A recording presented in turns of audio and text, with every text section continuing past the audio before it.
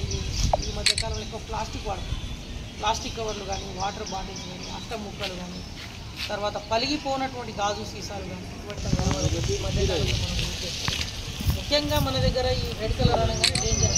మన ఇళ్ళలో ఏమైనా డేంజర్ ఏముంటుందమ్మా? ఐడియా ఉంది? మీరు ఇచ్చే చెత్తల డేంజర్ ఏమైనా ఉంటుందా? ఉండదా? ఉంటుంది. ఏముండదు అంటే మెయిన్గా ఈ మధ్యకాలంలో పిల్లలకు చెడ్డీల కంటే ఎక్కువ ఏమైతే